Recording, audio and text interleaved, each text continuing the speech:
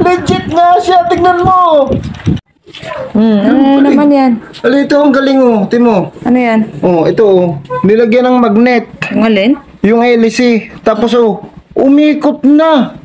Eh, alam mo ba kay 800,000 likes na yan sa TokTik?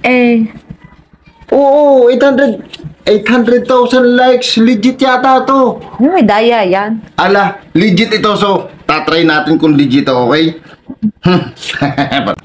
Okay, ito na yung kailangan natin. So, ito. Dito. Yan, tapos hélice na lang doon. Okay.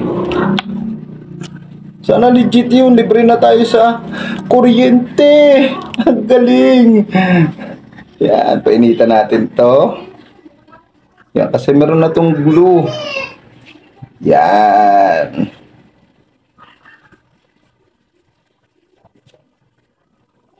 Yan. So, lagay na natin. Yan, dito ko nalalagay sa lamesa kasi meron namang pabalat yan. Yan, patigasin lang natin. Yan.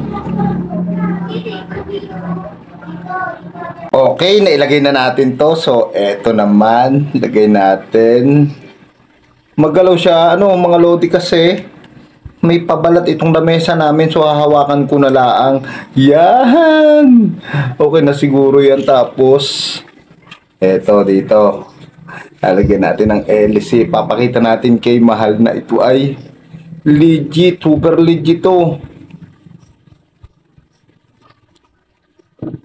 Natutumba. So ito, hahawakan ko na lang siya kasi natutumba ko ng may plastic itong aming lamesa. So lalagyan na natin ng magnet dito. Ano? Okay, kuha na ako ng magnet. So ito na yung ating magnet at ito i-try na natin, okay? Yan, mga lodi. Oh, gumagalaw na siya. Baka konting ikot lang. Oh! Oh!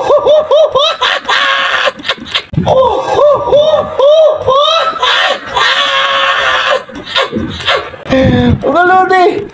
Mahal! Legit nga siya, tignan mo! Oo, sabi ko sa'yo eh! Legit? Oo! Nilagyan ko siya ng magnet!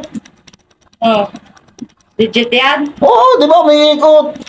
O, yan ito. Legit siya pag may electric.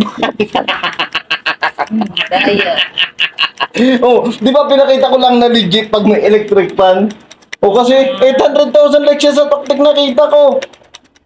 Dapat pala may electric fan. Kahit walang magnet, oh.